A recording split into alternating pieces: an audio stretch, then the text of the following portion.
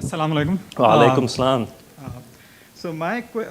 So being a Muslim, as you can already imagine, my main problem is with the Christian doctrine of Godhood of Jesus. So there's a couple of questions that are related. First of all, I find this concept logically fallacious. Like there are many aspects to its logical fallacy, as in maybe one of them could be that how can God be finite and then infinite at the same time? Like this is like it's like saying that there could exist a square circle. It's a logical fallacy, right?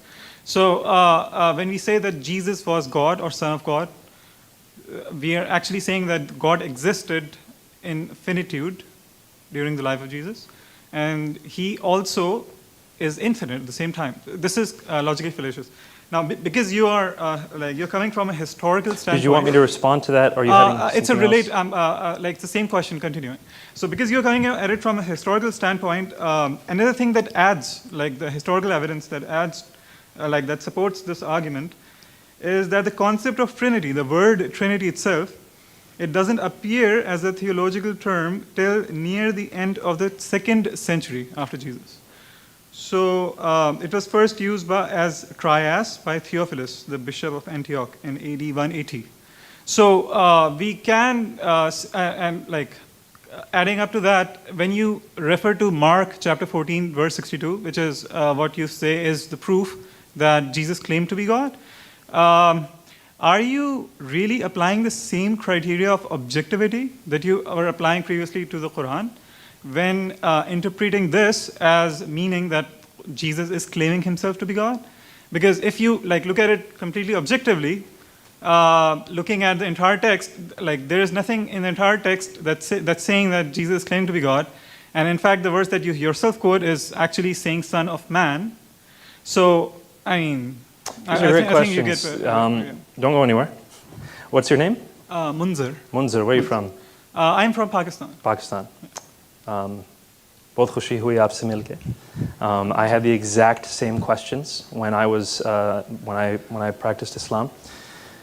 What I want to point out is that first and foremost, what we have to see is what Jesus claimed for himself.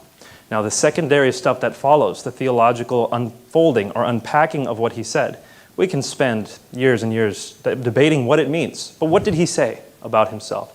That's the first thing we want to look at. So, again, that's a historical perspective. Theologians argue all day long, back and forth, back and forth. You know, theologians argue all the time, and I just sit back and watch and smile because you can't really prove it one way or another. But when it comes to historical events, we can show with relative degrees of certainty, if the evidence is good, if the records are good, what the most likely conclusion is. So first, and let me give you an answer before, if you feel like interjecting, we can talk afterwards. First, I want to point out you are absolutely right. The term Trinity is not used till the end of the 2nd century. What is the doctrine of God called in the Quran? In Islam, what is the doctrine of God called? Tawheed. Tawheed. Is that in the Quran? No, the word Tawheed. The word Tawheed is a derived word from Ahad. Alhamdulillah, good. So you understand, the word Tawheed is not itself in the Quran. In the same way, the word Trinity is not itself in the Bible. This doesn't pose a problem. The Shahada is not found in the Quran. You have the components of the Shahada in the Quran, but you do not, you do not have La ilaha illallah Muhammad Rasulullah in that way found in the Quran. The components are found in the Quran. With the Trinity, the components are found in the Bible. So, the word Tawheed does appear in the Hadith. Oh, that's great, but it's not in the Quran. Narrations of the Prophet. And the Hadith is much later. So we're looking at you asked for the Bible, and we have within the early canonical tradition, people calling God a Trinity in the early canonical tradition. In fact, much closer to Jesus' time than the Hadith were to Muhammad's time. So whichever way you stack it, when you're consistent, you end up with a stronger case for the Trinity, for Jesus' deity. Now I want to continue on to your next part of your question, which is Jesus finite or infinite? The argument is that Jesus is, actually I'm going to pose it in a slightly different way. Can Allah come onto this world if He wants? Can He be in this world if He wants? I wouldn't think so. You wouldn't think so. So Allah's omnipotence is limited. He can't come onto this world. It's like basically Allah Ta'ala cannot do logically fallacious thing. Like he cannot create a square circle, right? Because that's something logically But fallacious. how do we there know are that's what certain this things is? that Allah But how do we know that's what this is? Because, for example, in Surah Al-Imran, when Allah is talking to Moses, it says in Surah Al-Imran, I think it's Surah Al-Imran, it might be Surah 18, but double check, that Allah, as He spoke to Moses, Allah was in the bush. Allah was in the bush. So if you want to say that meant something else, well, you're going to have to argue with the Quran on that one. It seems to be pretty clear that Allah can emanate His voice from a physical place. He can be in a physical place in a sense. In the same way, I don't believe that God coming to this earth limits His omnipotence. It's not a limitation of His omnipotence. Jesus has taken on flesh. God the Father is still everywhere.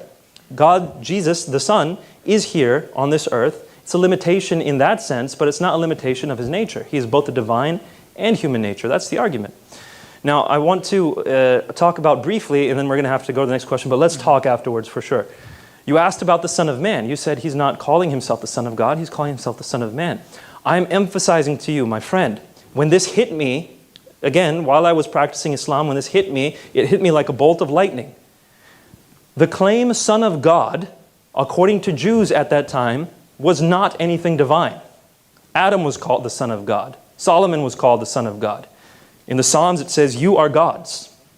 It's not a divine claim to call someone a son of God. But when someone refers to that Son of Man coming on the clouds of heaven, who's going to receive glory, authority, and sovereign power, and people of every nation and language are going to worship Him with the worship due only to God, that Son of Man is more than just a human. He is divine. He's going to be worshipped by all people of all time. So when Jesus calls Himself the Son of Man, it's not the Son of God title. And lots of Christians get this wrong, so I'm not pointing the finger at you. Lots of Christians say, oh, Son of Man means He's human, and Son of God means He's God. No, it's the other way around. In the Jewish context, Son of God was a normal human title. Son of Man, from Daniel 7, that was something divine. Go back and read Daniel chapter 7. See that this man is worshipped by all people from all eternity. This man, or one who looks like a human anyway, is worshipped by all people alongside of God the Father. That's the one Jesus is claiming to be.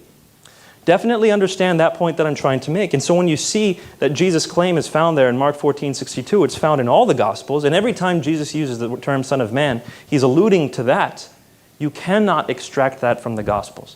So please put Mark 14:62 next to Daniel chapter 7 and see what Jesus is claiming for Himself. And we'll talk afterwards for the rest. Lord bless you, my friend.